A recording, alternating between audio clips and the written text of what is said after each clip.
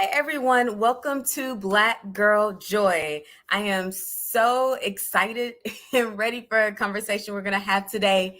But before we get started, I'm going to ask that you like, share, and subscribe to the podcast. So, like, share, subscribe. And remember, add your comments in. We will respond to comments on air. So, add your feedback, your experiences, your thoughts, your questions. Just throw it all in the chat.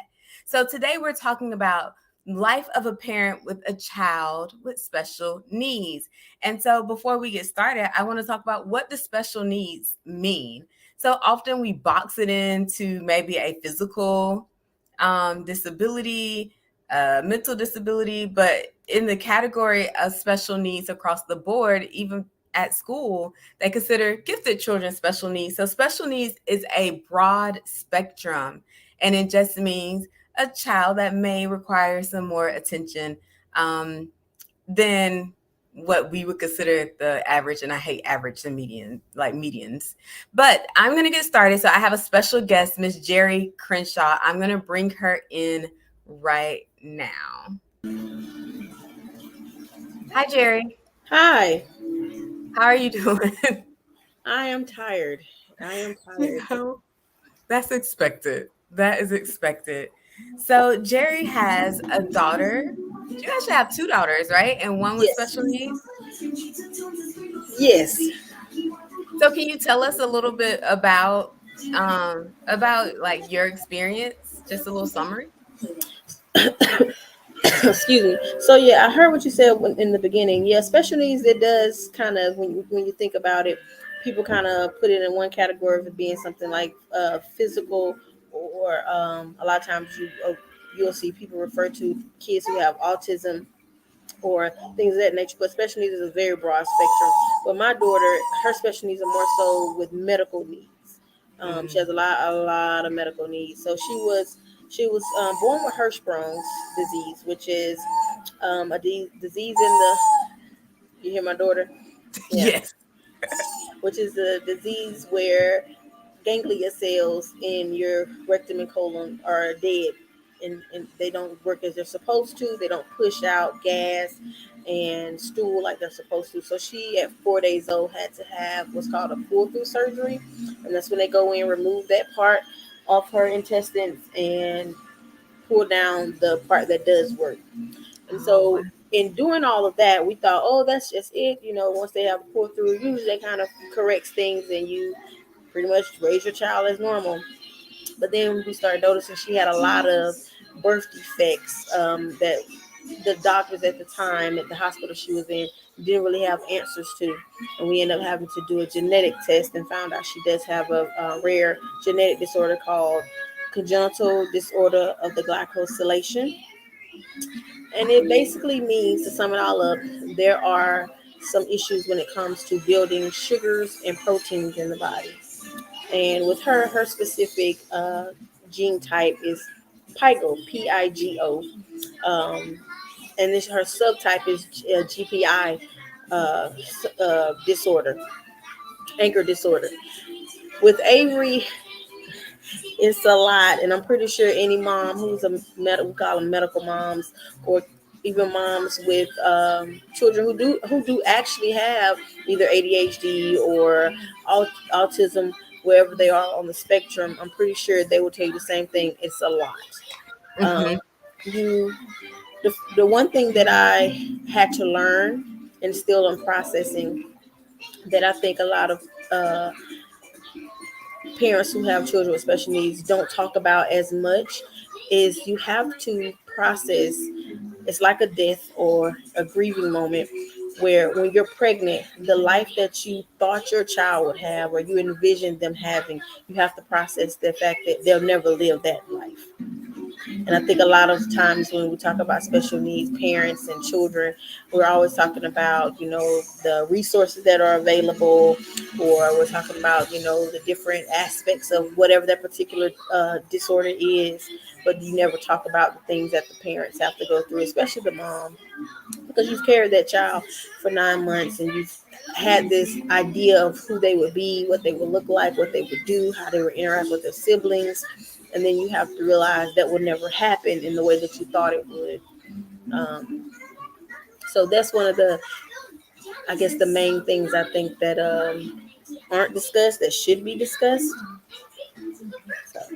And that's so insightful because I was actually going to go down kind of the same path with you was okay, you have a child with special needs. We know you got to care for the child, but what does that actually mean for you? And I never thought about like that grieving process of they're not going to have the life that I envisioned because we have all these Yeah. expectations for our children starting from when we're child like when we're kids and we start thinking, oh, we're gonna have kids and Yep. they're gonna do this or they're gonna do that.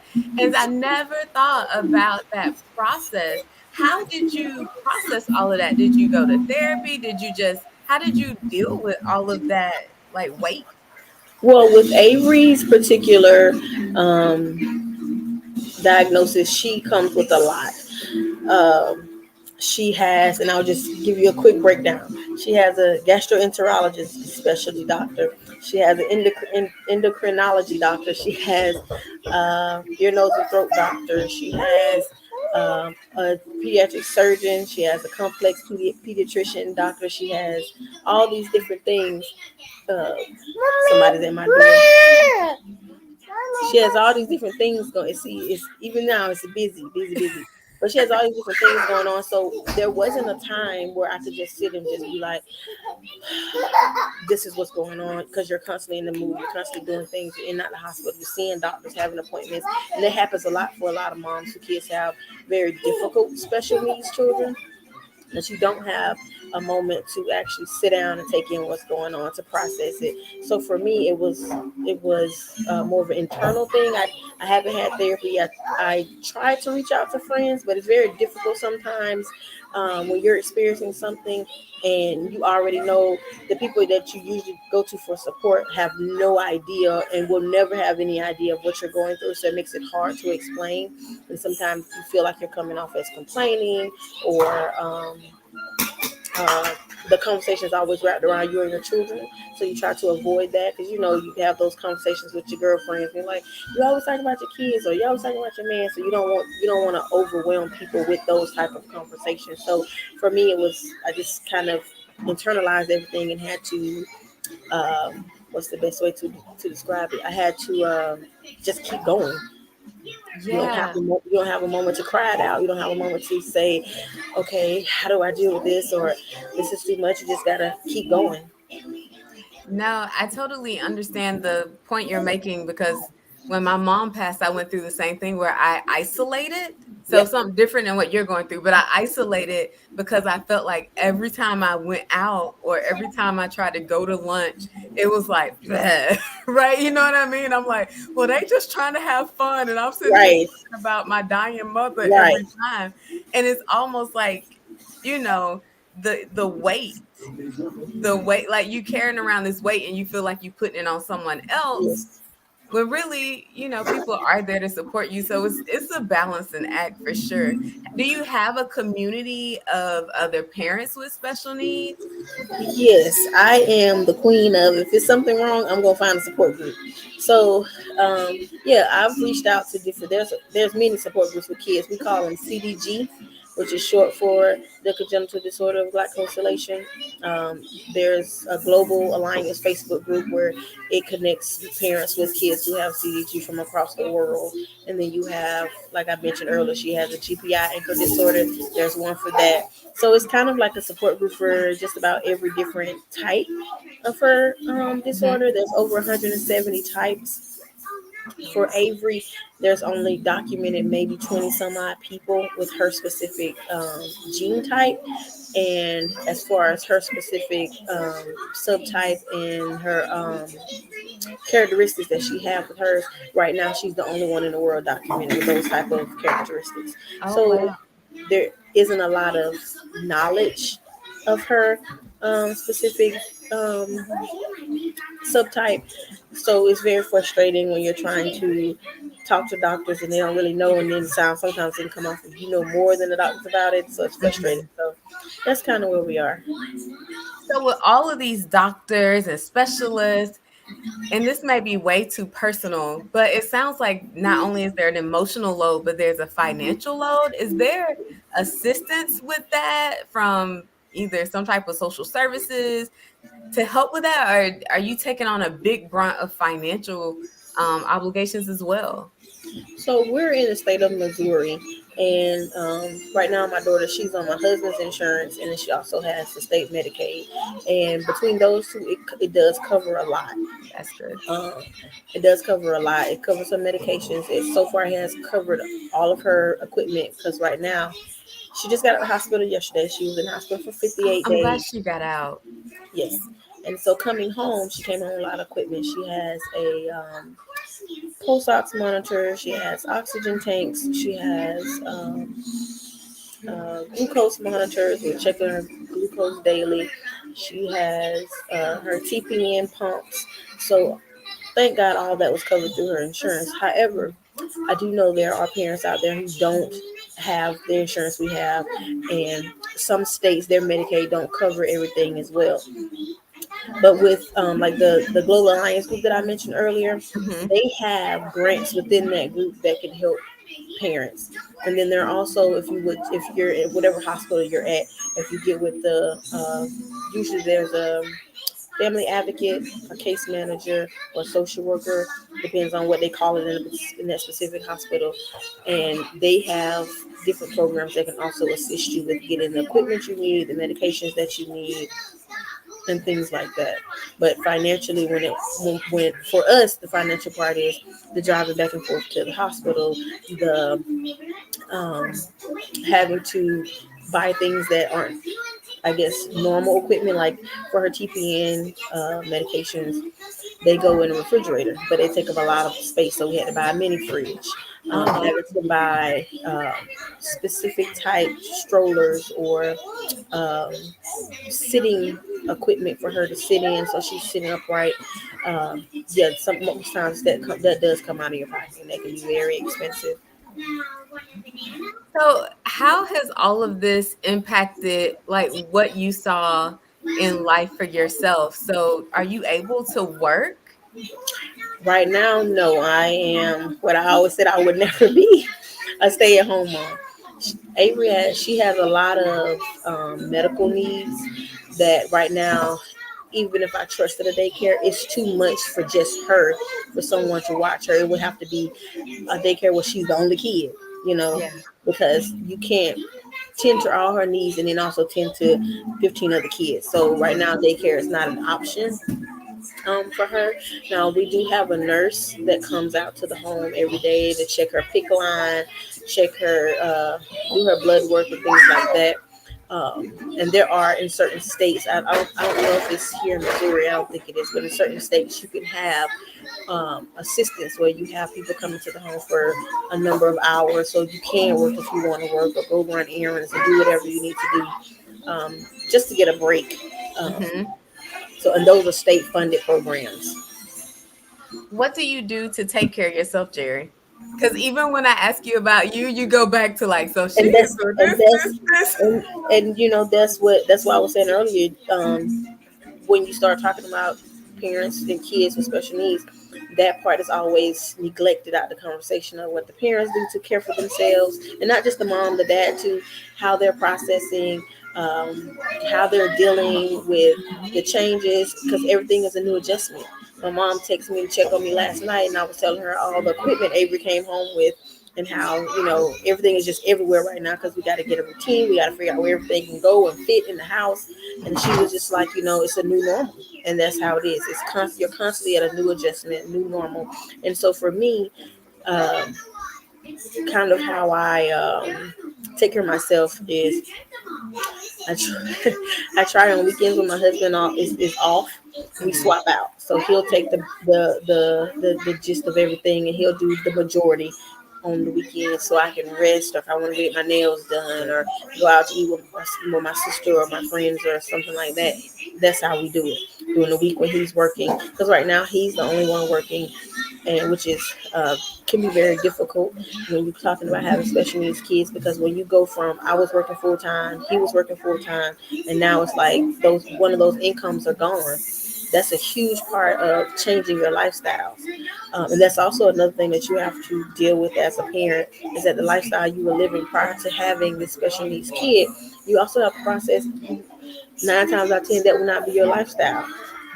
Going to brunch when you want to with your friends and having mimosas, or taking weekend girl trip getaways.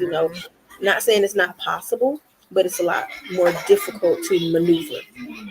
And it's an adjustment for somebody who's not used to being a homebody, or who's not used to um, having so many things not revolve around them, and now revolve around their kids in a way that they didn't think. Because when you think about your life revolving around your kids, you think about soccer practice, basketball games, football Yeah. games, cheerleading, and now it's for special needs parents. It's doctor's appointments, procedures, trips to the pharmacy, things of that nature. Is now how your life revolves around your kids.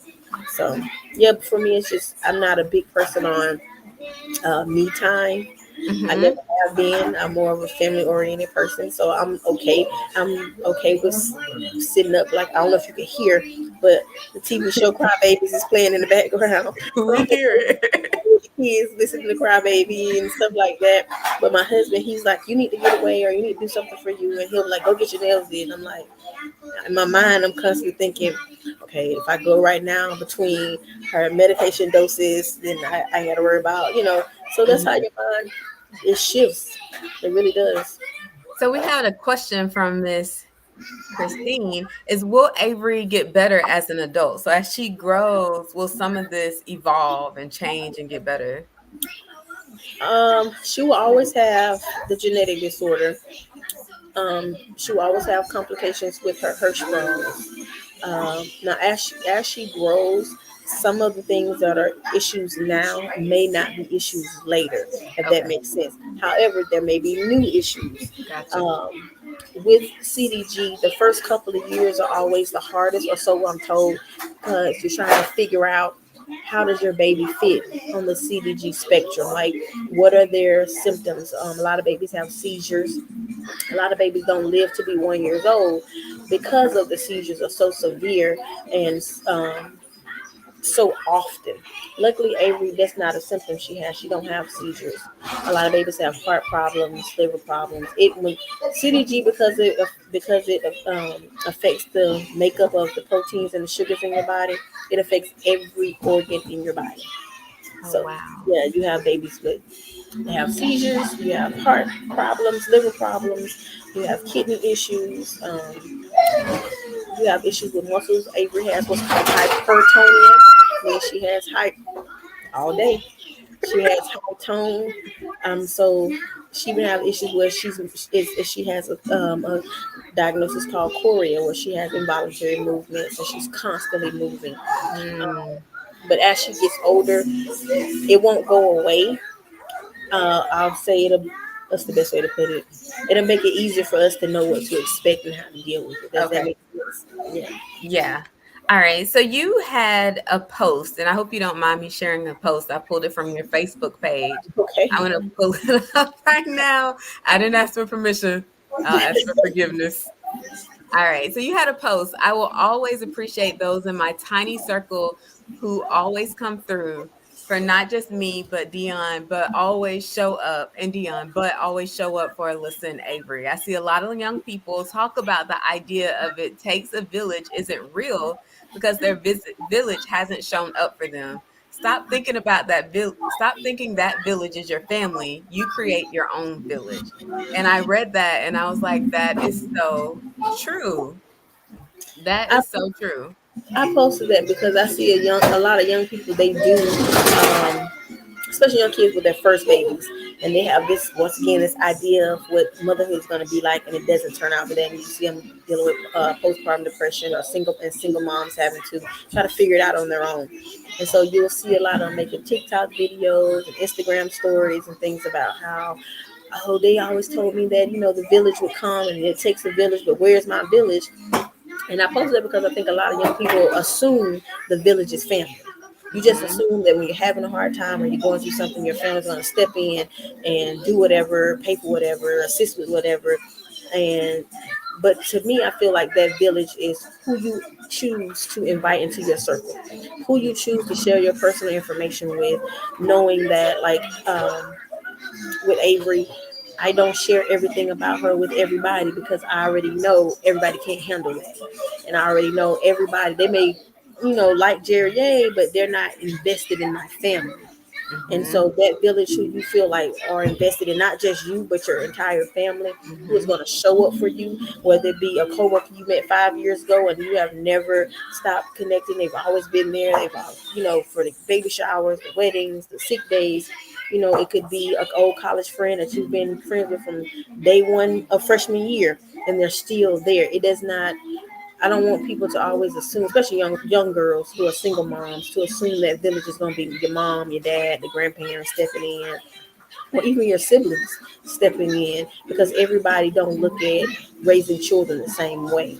And a lot of people, when it comes to young people, a lot of older people who you're assuming, like your parents, your grandparents, your aunts and uncles, who are going to step in, they're looking at you like, well, you had that baby out of wedlock. Yes. This is not just baby number one, this baby number three. I'm not getting involved in that. And but they don't know the circumstances that person may be dealing with or what may be going on. But for that young person, it just looks like you're not showing up. Yeah.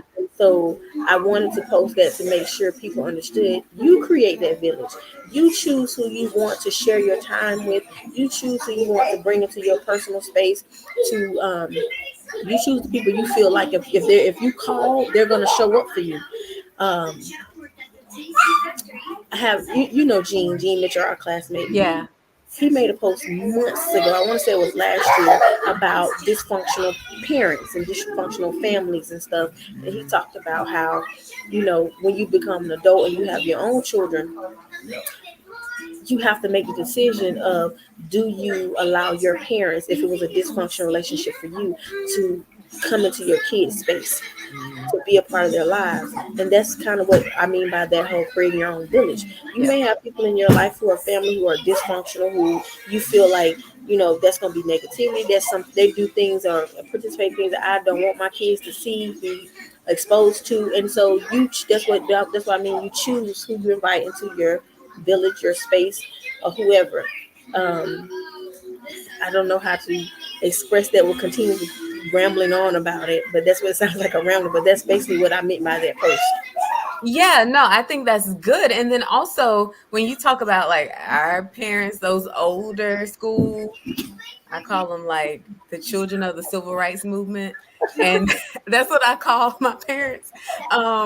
But they look at things in a different way. Like I had to do it. I went to work every day. I came home and all I did was take care of you and and I lived my life after you left. And that's how they see parenting when life is totally different. Like we don't work like standard jobs that we leave at work every day. We could be working we could From be working home. in the office and then coming home and working. Then we're working two jobs. It's so much stuff going on. It's not the same environment and it's much more stressful. Like they had their own stresses. I'll say they're different stressors now, um, when it comes to that and when it comes to school and activities that they don't actually relate to. So I agree. Like for me, I always say put people in their bucket, right? So you may have a bucket that helps you with your kids. You may have a bucket you can ask for advice. You may have a bucket you can have fun with. But make sure you understand the roles that different Yes, people play and don't confuse them because that's the end of frustration.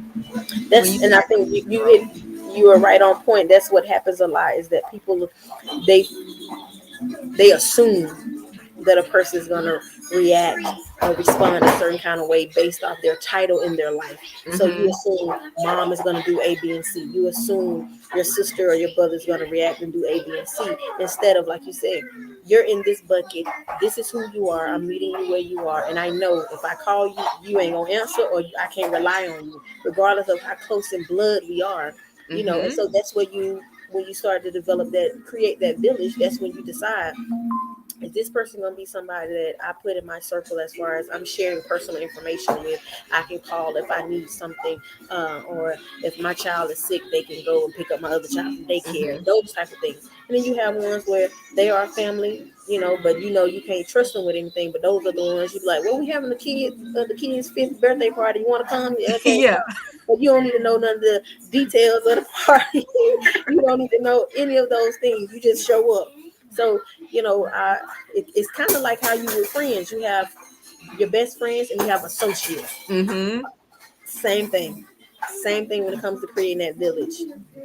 And I think it also goes to the opposite, right? So sometimes we don't put people in our village because we are either defining by role, or we assume they don't want to be bothered or whatever, and we'll make those assumptions. And there are people who are willing to help out. They're like, but you Yeah, never ask. yeah, yeah. That my mom told me that today. So Yeah. now you got told twice. Yes. It's a reoccurring message. So so this is going to be different. I have some words, and I want you to respond like with your thoughts from your position, from your life. What comes to you when you hear these words? Okay. And so I have four of them. The first one is strength. What does that mean to you?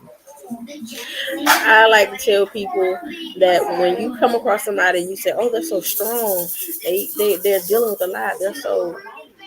I always say they're strong because they have to be, Mm-hmm. not because they want to be. Nobody wants to be considered a strong person or say, "Oh, you got so much strength," and you just deal with a lot so with such grace, because you in deep down you're probably saying, "I need help Yeah. me," or "I need a therapist." But when I hear the word strength, that's the first thing I think of. I'm not strong, because people always refer to me as being a strong person, and I always think to myself when they say it, this is stuff that I have to do. That's what I'm thinking. Yeah. Because that's when we label people strong, right? We don't label people strong in like their good moments. Yes, it's always you're dealing with something difficult. You got a lot on your plate, or you know, like up like the topic. You got a special needs kid. Oh, you're Mm-hmm. so strong because I don't know if I could do that, or you got a lot going on with them. And you're Mm-hmm. just handling like with such ease, and it's like I ain't got no choice. This is my child. Yeah. All right. The next word, resilience. When I hear the word resilience, I automatically think of children. I don't know why, but I automatically think of children. Yes, because I feel like I guess and more so now because I do have a child with a lot of medical needs. She has, when I say been through so much, and it just seems like with kids they can go through all kinds of things, That's true. medical, getting sick, and it's like they just still carry a smile. They still want to play, and so when I hear resilience, I automatically think of children. That makes a lot of sense. I never thought about it that way, but you're right. Kids can go through stuff and oh my It gosh, seems like it don't phase them. yeah, they get sick and then they bouncing around the wall. Like my Oh. daughter now, you hear in the background, but she got a cold. This morning she was refusing all the things because she Mhm. couldn't breathe. Her nose was stopped up. And Oh so, no. but you wouldn't know because once she wakes up, it's kind of okay. I'm playing with my toys. I'm bouncing around. Yeah. So that's interesting. It's almost like we need to be a little bit more childlike. Yes. Community. Community. I think of the people who I feel like I can. They're one call away. Mm, And I know a lot of people, when they think community, think of like neighborhood wide communities, and they think of communities as far as your culture and tradition of that community that you may live in. But for me, it's always, I don't care what your religion are, or what your religion, your race, your ethnicity, or any of those things are. Those are the people I can rely on. I can call on. that village. Yeah, And then what about rest? I wish I had it. I wish I had it. Rest. I don't know what that is anymore. A couple weeks ago, me and my husband was on the way to the hospital to see our daughter, and he was just like, we was at a red light. He said, "You remember we used to take so many naps?" We just both started laughing because before we had children, we were just like, "I don't want to take a nap." Any time of the day, it don't matter. 2 3 naps a day, it didn't matter. And but now it's kind of you're constantly on go. You always question, are you getting enough rest? To the point where it's not affecting your mood with your spouse or your mood towards your other children when they doing things that may not be something that you like for them to do. Make sure you're not addressing them in the wrong manner, or you're not too mean, or those type of things. And I think rest is, I need more of it. But also, when you're dealing with special needs kids who have a lot of special needs, and with my baby, like I said, medical needs, you need to make sure you're getting rest so that you can function and be there for the other people that are also relying on you, not just that child. That's awesome. So, if you were to give the community at large advice on how to show up for parents, so not necessarily kids, because we know we can come help the kids, we be Right, nice to the kids, we do all this stuff for the right. kids, but how to show up for parents of children with special needs, what would you say?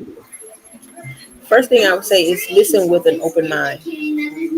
A lot of times when parents who kids have special needs or medical needs and they're explaining or they're talking, whoever they're talking to, what I found, even with myself and my own health issues, what I found is that person is quick to give a response. But why can't they try this? Or why can't they do this? Or have you tried this? And have you tried that? Or well, I read or I seen an article about A, B, and C. And instead of just listening. Because I guarantee you, if a child has, okay, I guarantee you, if a child has a special need or a medical need, that parent has already looked it up. They probably have already read that article. They've already looked at what can and cannot work. They probably tried all types of diets and CBD oils and chiropractic, whatever you can think of. I guarantee that parent has already thought about it. And for a person to just quickly respond and say, well, I heard so and so child got A, B, and C going on, and they tried this. They probably have to.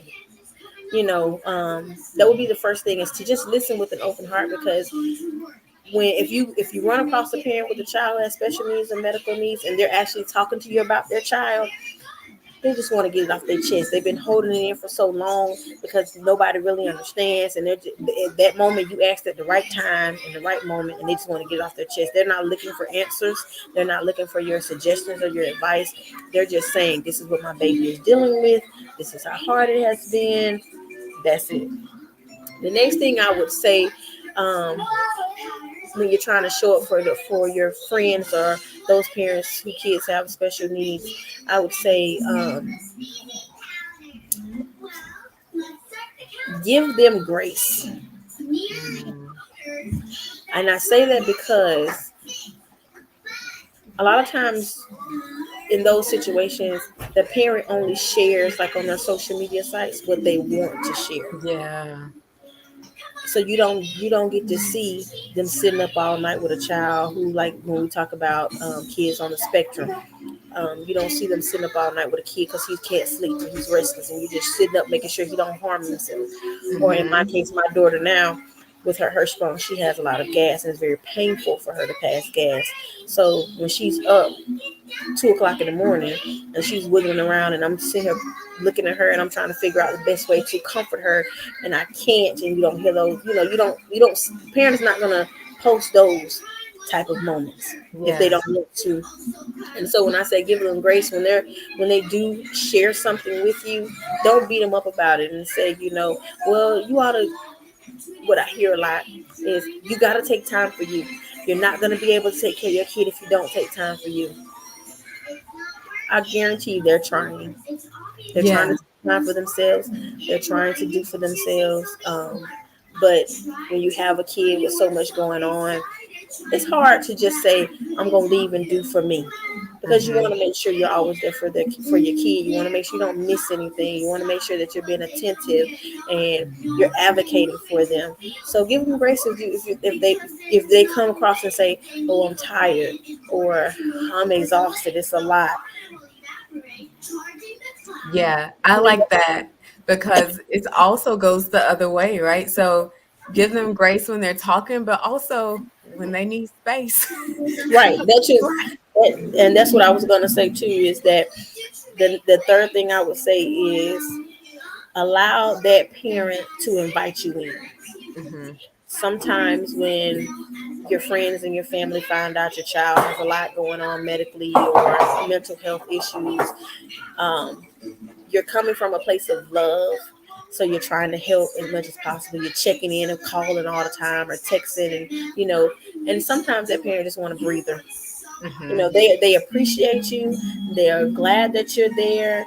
They're glad that you're trying to encourage them, but sometimes they just they need time for themselves. They just want a breather. And like how we talked before, they still have to process that whole thought of my child is not going to be or do the things that I wanted them to do. So the last thing they want to talk about all day long is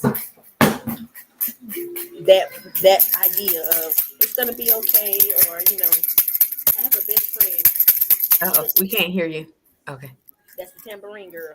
I have a best friend who is uh, one of the most positive people I know in the world. Mm-hmm. She will give you the shirt off her back. If you are down, she will bring you up. However, the flip side of that is a lot of times when you're dealing with special needs kids, kids with a lot of medical issues, you don't want to always be positive. You want to be mad. Yeah. You want to be angry because your first question when you find out something's wrong with your child is, why my child? Yes. And so that's why I say give that parent time to invite you in, because when you bum rush them with positivity or you're bum rushing them with support, it's coming from a good place, but for that parent in that moment, they don't want to hear it. Mm. And I know that sounds crazy because I'm still trying to explain it to my best friend. It's not that I don't have hope my baby's gonna do all these amazing things, because I know she will. It's not that I don't believe she's still a special kid and she's still amazing and all these great things. It's just that in this moment right now, this is not the life I envision for my child, and I'm mad about it. So allow that parent to go through those stages. Like I said, it's like a grieving moment. You have to wait for them to invite you in with that positivity. You have to wait because they're not ready for it. Yeah. And not only that, it's still new to them. Mm-hmm. So they can't see where their child be 5 years down the road, 10 years down the road. All they see is right now with all the doctor visits, the appointments, the things that are not happening the way they expected to with their child. That's all they see in that moment. So Yeah. you got to give them time to say, okay, I'm ready for a little positivity. I'm ready for some kind words. And a lot of times that comes with after they've seen visually, they've seen other kids with the same diagnosis flourishing and doing great Mm-hmm. things and meeting milestones. That's when that comes into play. That's when that parent is ready to open up to the support, to the positivity. Yeah. And I think the last thing I would say when it comes to showing up, when you find out your family member or your friend's child has special needs, do your own research. Mm. I don't know how many times where I hear people say, I hate what she's going through, or they'll ask about her diagnosis, and I can explain it, but there's nothing like doing your own research and trying to find out for yourself so you can better understand your friend or your family member when they're explaining things to you. And then also, so when you do come at them with those questions of, well, have you heard about this? And have you heard about this new thing? You already know whether or not that is something that's gonna work or not gonna work, if that makes Mm-hmm. sense. So Yeah. don't be afraid to do your own research when it comes to that. If your friend says, "Oh, my child was diagnosed with autism," look it up. Mm-hmm. Look up autism. Look at the different types of characteristics on the spectrum. Look at some of the things that works for certain parents. So when you are suggesting things, it's logical things, not just something Mm-hmm. you saw in a random article or on a TikTok video or somebody that Yeah. you heard about doing a commercial. Actually look it up. So when you start asking those questions of, okay, where are they on the spectrum? Are they verbal? Are they nonverbal? Are they walking? Are they one of those kids who really really smart but don't talk? As for my baby, um, what I hear a lot is she's so small. She's one, and she looks like she's about 3 months old. And Oh people wow. always, she's so small. And in my mind, I'm thinking that's typical of a kid Mm-hmm. with CG. But if you don't look into it, you will never know that. Yeah. Or they'll say, "Is she walking yet?" And I'm like, "No. Do you know anything about?" No, She's not, and with Avery, she's right now she's nonverbal. She's not walking. She's not crawling. She's not sitting up on her own. Um, but with her specific genetic disorder, that comes later. That's Okay. one of the main characteristics: delayed development. And when I say delayed, I'm not talking where she is a year old and um, she's behaving like a 10-month-old. I'm talking she's a year old and she's behaving like a newborn. Okay. As she gets older, she'll probably be 16, acting like a 5-year-old. So Gotcha. it's very slow development. It's very slow process. Um, but yeah, that would be my last thing. If you want to show up, research whatever your friend child has going on. Look into it so you actually look like you care. Oh, I Mm-hmm. was reading an article about CDG, and Mm-hmm. there's a doctor in such and such place. Have you heard of them? They have a lot of research about A, B, and C. Instead of just coming to them saying, "Well, so and so's baby is small, and they tried this," and I'm like, "Well, so and so baby don't have her genetic disorder, so Yeah. what worked for them may not work for Avery." Yeah, I think it's interesting how society has shifted into everyone's an expert. And I'm Yes, like, I think you can do research online, right? Like I think everyone can do research online, but sometimes people minimize research to TikTok. And oh, you sometimes hear you me get keep some saying good that. information, but you need to really remember how to look at sources and like everybody's not an expert. And it's okay. People are experts at different things. You don't have to try to be an expert at everything. Right. And the biggest thing when it comes to that with is just for me, what irritates me is that when I've explained to you what her diagnosis is, because you're behaving as if you're so interested, and I tell you what her diagnosis is, I tell you what she was dealing with, and a week later, I'm I have to explain it again. Oh And it's kind yeah. of like, are you really interested, or are you just saying this because you want to make me feel better, make me feel like you care, Mhm. those type of things. Yeah. So that last part is really big for me. It is that if your friend or your family member says, I had a baby or I had a kid, we just found out our kid has this going on or that going on, my baby got diagnosed with Down syndrome, or my child has Asperger's, which a lot of people don't even realize is a mental disorder, but whatever it may be, I'm just calling random things out. But try to go and research it yourself and actually do a legitimate, like you said, a legitimate search, to see what it's all about, what it entails. And then when you do come to your friend or your family member about that, like I said before, give them time to invite you in. Because when Avery was first born, I was telling people about it.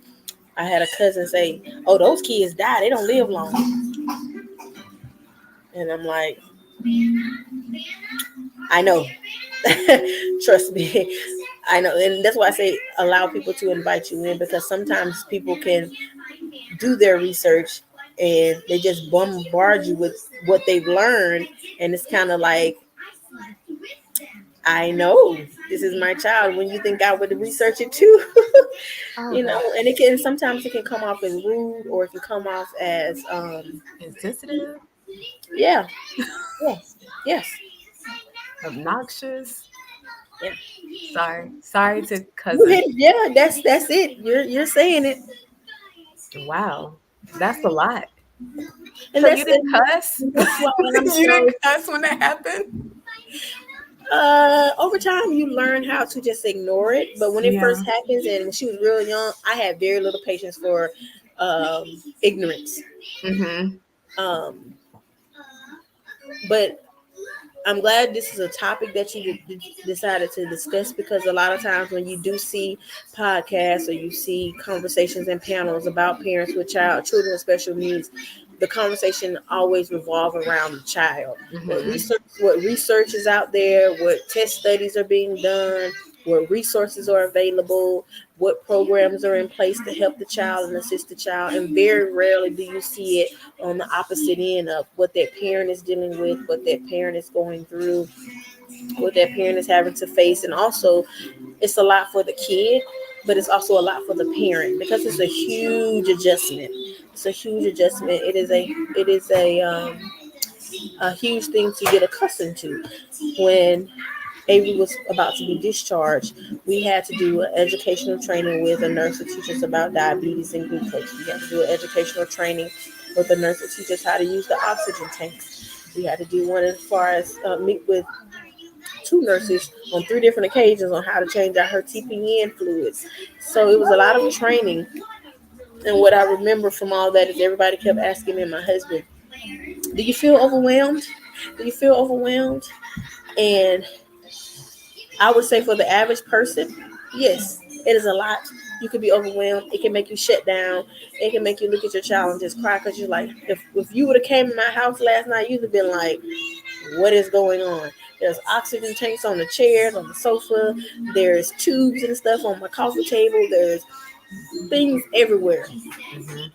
And to come home to that or to deal with that as a parent who you're not used to that, especially having another kid who just runs around and they don't have a care in the world, it's an adjustment. And you don't see a lot of conversations about how parents are dealing, how parents are processing, and how they're getting through the same exact thing like the child. So uh-huh. Go ahead. I have it's a bit of a uncomfortable question to ask. I like your face. You like, but it's a bit of an uncomfortable question to ask. But I always talk about my son is 15, finna be 16, right? So I'm always like, "Yeah, I got 2 years, 2.5 years, and he out. Like, you gotta go."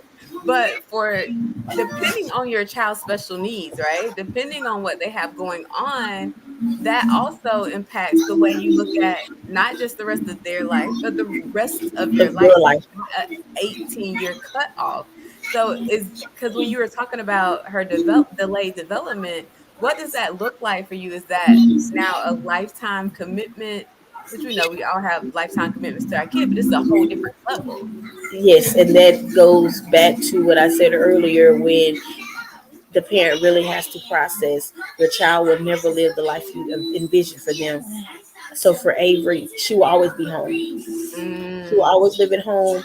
She will always need some type of assistance and supervision. There are kids who have CDG who are trying to branch out on their own, and there's one girl, she just finished college. awesome. Yeah, so she right now she's going through the process of trying to get her own place, which is great. But for the majority of kids who have CDG, even into adulthood, you're still at home. So that's, I don't know how. For me, it's not an issue because my brother Blake, he lives with me, so I've already processed that whole mindset of this is my life. I'm gonna always have somebody at home that I gotta care for. With Mhm. Avery, that was something that went along with the whole grieving process of she's not going to grow up like my other daughter Alyssa and be off getting married, going to dances, and all. Not saying she can't do those things, but it'll never be in the realm of how I thought it would be. Yeah. So she'll always need assistance. She'll always be home. We had to process that. That for me, that part wasn't a huge issue because the moment when they told me her diagnosis and I researched it for myself, I automatically knew, okay, she gonna be home. Okay. And so that wasn't a huge issue for me, but I know for a lot of people it can be. It Yeah. very well can be.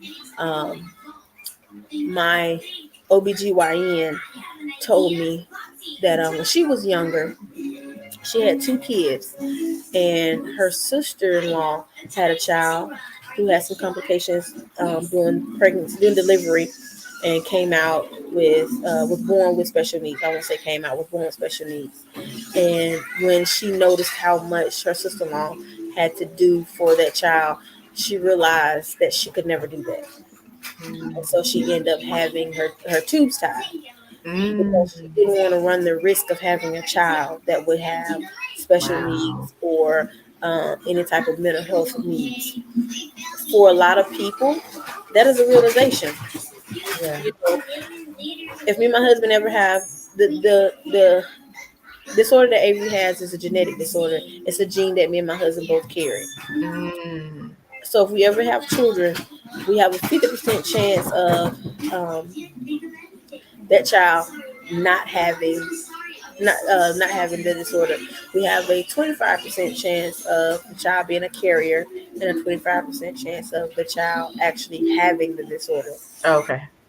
So, if we were to get pregnant again, it's a chance they could also have the same diagnosis as Avery, but they would have it and may have a completely different characteristics than Mhm. Avery. For a lot of parents, that's a huge concern of, can I take care of another child with CDG? Or if that's your first child and you find out they have Down syndrome or they have something while you're still pregnant with them, Mhm. I don't know if this is something that a lot of people talk about, but there is that option of you can terminate the pregnancy. And Mhm. that is real for a lot of people, because you have to think, can you mentally do it? Can you physically do it? Can you emotionally do that? And in your mind, you may think, yes, it's my child, I'm gonna do whatever. But then when the realization sit in, and like I say, you are looking at your child and you're sitting in doctor's office or you're sitting in the hospital, and then you realize, this is tough. Yeah. This is a lot. Do I really want to run the risk of having another child with this disability? Can I do it? And there's a lot of parents who do. There's a lot of parents who have multiple children with CDG, Mhm. and they're rocking and rolling. Yeah. But you'll never know until it happens to you. Mhm. You'll never know what you can and can't deal with until it happens. Yeah. When you're pregnant, you don't think, let me go get a genetic test done. No. You don't think something's going to be wrong with your child. You're pregnant, you're happy, and you're hoping for a healthy baby. Hoping Mhm. that baby comes and you realize, okay, things are not going to be what I expected them to be. You have to process that. You have to really process that. A lot of times you do see parents getting into therapy, support groups, Mhm. becoming closer as far as religion goes, um, because it's a lot to process. For me, like I said, I automatically knew she was going to be home, and I'm okay with that.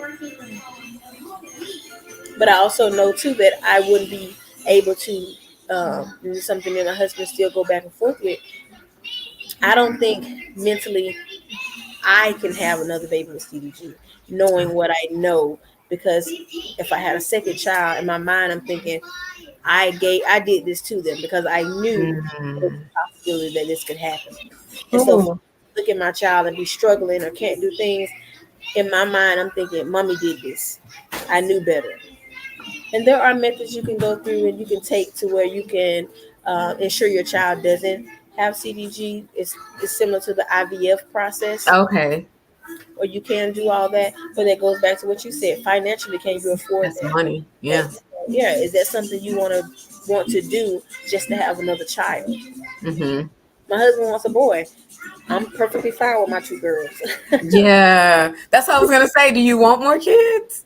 It would be nice to have more kids and to have a boy, but like I said, mentally, I don't think that, yes, you can have. I see that somebody has a question. So is this not on the list of genetic testing when the testing group? Most times, and I'm gonna answer a question. Most Okay. times when you're pregnant, um, genetic testing isn't really a conversation unless there's something that is genetic or hereditary in your family. Mm. So if you know mental health runs in your family, you might get a genetic test done when you're pregnant or prior to see what you could and could not pass along to your child. With CDG, you can have a test called the amniotic test, where they stick a needle in your stomach, or they Mhm. can do it vaginally. But you can only do that at 11 weeks. And now with abortion laws and all these different things, there's a Yeah. lot to think about. Um, because at that point you're getting into the realm of it being too risky to have an abortion, or Mhm. places won't do it anymore at a certain week. Um, in order to do that specific in order to do that specific genetic test, my husband just came home. Sorry, but it is not the average genetic test. It's more Mm. in depth. It's a more in depth genetic test. It's not something that they do with like how they test for Down syndrome or Yeah. things of that nature. It's a more because that's what they did initially when she was first born. Like I said, she had a lot of genetic abnormalities. She got these pinholes in her ears. She has short pinkies where if you look at her pinky finger, yes, ma'am. If you look at her pinky finger, she doesn't have this part that has the nail on it. Oh wow. Her toenails and her fingernails don't all grow in. Oh. Um, so and she has like these nodules right here on her chest also that are very mobile.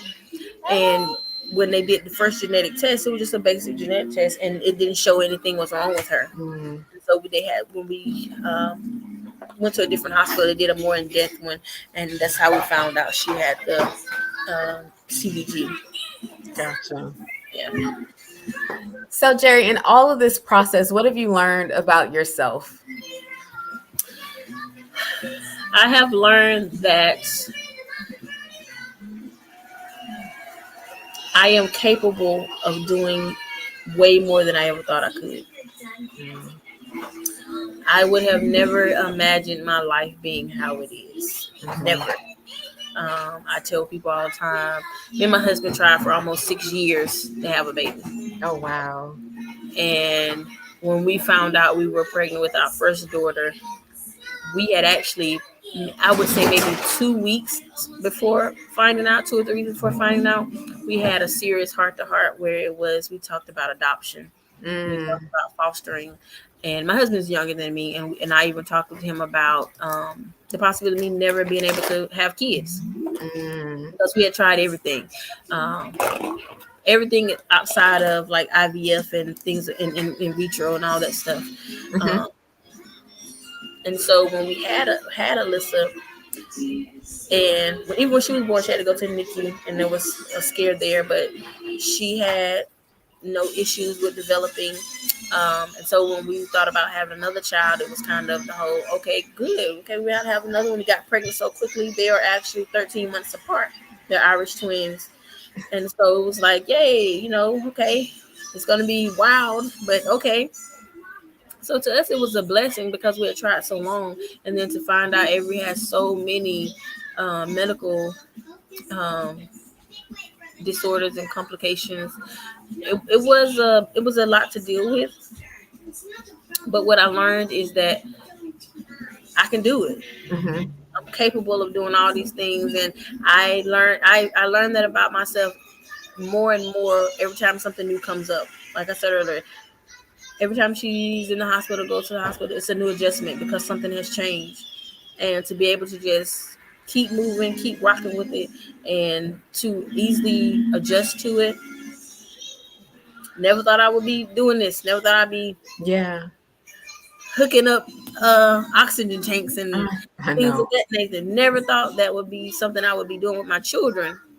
So that's the one thing I think I can say I've learned, and I'm actually proud that I know that about myself because now, even with my own health and things that I deal with, I feel like there's nothing that a doctor can tell me that I'm not going to be ready for. Yeah, that's awesome. That is awesome. So I have kept you past the time. Oh, it's okay. I have kept you back. But this was like so insightful, and I am so thankful that you came on because I just feel like a wealth of knowledge right now. And I'm like, oh, yeah, maybe we should go look up what's going on because we don't do that. And then the parents start explaining to us the same thing over and over. Oh, you're right. So it brought out some self-awarenesses for myself. So as we close, do you have any final words? Thank you for having me and having this discussion. I do think that this is something that needs to be discussed even more, as far as the parent side and what they deal with. Because there's so much that we didn't discuss, but I'm just glad you was able to bring a voice to it. Yeah, and then come back and we can discuss the other stuff. Okay. We can come back and discuss everything else. All right, guys. Well, thank you for tuning in. Remember, like, share, and subscribe. And thank you so much, Jerri. I really, really appreciate it. You're All welcome. right, everyone. Have an amazing day. Bye.